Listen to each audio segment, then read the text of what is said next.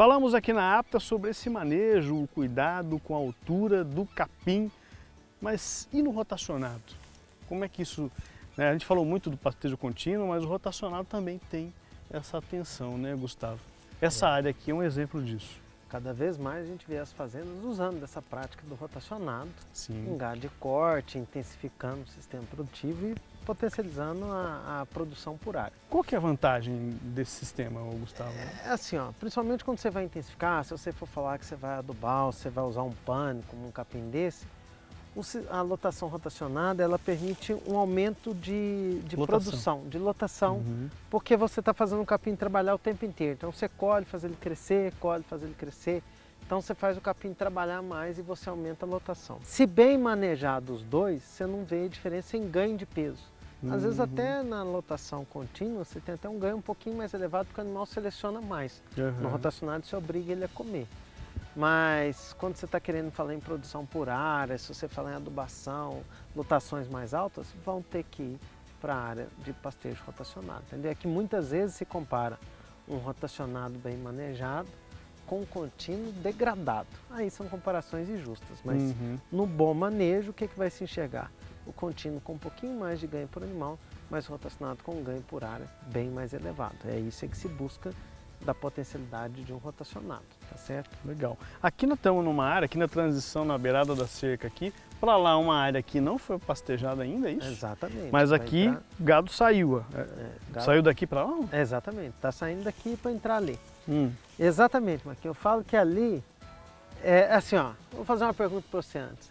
O que manda para você se uma festa é boa? A quantidade de comida ou bebida que você tem na hora que você chega ou na hora que você sai?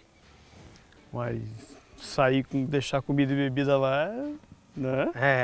Então assim, ó, o que para mim é, né? Como eles gostam de dizer assim, ó, quando você sai de uma festa, fala assim, ó, fui na casa do Marquinhos lá, fez um churrasco lá para nós, comeu e bebeu, e quando você ainda tinha picanha, tinha contrafilé, tinha cerveja gelada, então significa que estava tudo certo. Né? Ou então, senão pode virar igual uma festa estudante. Quando chega tem um monte de coisa, no meio da festa já acabou tudo. Acabou tudo. Dá lá passar o boné, o chapéu para isso. coletar mais. Tem muito rotacionado que é assim. Quando entra, normalmente rotacionado é ótimo. Aí o cara fala assim, não, mas meu rotacionado tem 16% de proteína, 20% de proteína, tem um monte de folha, está com tanto de massa. Ok, quando entra na festa. E quando sai da festa, né? Muitas vezes quando sai... por isso que é importante sair da festa com ainda uma altura Esse aqui e uma já está no limite, aqui já pastejou. Tem gente que ia pastejar até um pouco mais, o cara fala assim, não, mas ainda tem o que comer aí, olha aqui, ó. Aí você vai ver de novo o bocado, ó. O bocado aqui tá lembrando lá aquele pastinho nosso baixo lá. Sim. Tudo bem que aqui é só o final da festa, não é a festa inteira. Começou bem e no final ficou limitante. Então o que o produtor tem que entender? Tudo vai depender da exploração que ele quiser fazer. Hoje lá a equipe do professor Paulo Carvalho, lá no Rio Grande do Sul, tem uma equipe muito grande falando do pastejo rotatino. Né? Tratamos disso no programa. Que é uma estratégia muito interessante, que é você não sair com um pasto tão baixo, deixar uma altura residual ainda maior, porque você não compromete o bocado do animal. Só que isso faz você ter que rodar esse pasto muito mais rápido. Então você tem que estar... O manejador de pasto tem que ser mais especializado, tem que ser um cara mais atento a isso. Normalmente todo mundo colhe até mais baixo e fala, estou aproveitando mais, só que você está comprometendo o ganho de peso dos seus animais. Né? Eu estou aproveitando mais que eu estou aumentando a lotação. Não adianta colocar mais gado para ganhar menos peso. Né? Ali no primeiro dia, vamos falar assim, suponhamos que sejam 3 dias de ocupação. No primeiro dia ele está ganhando para 1,3 kg, no segundo dia para 700, no terceiro dia para 300 gramas.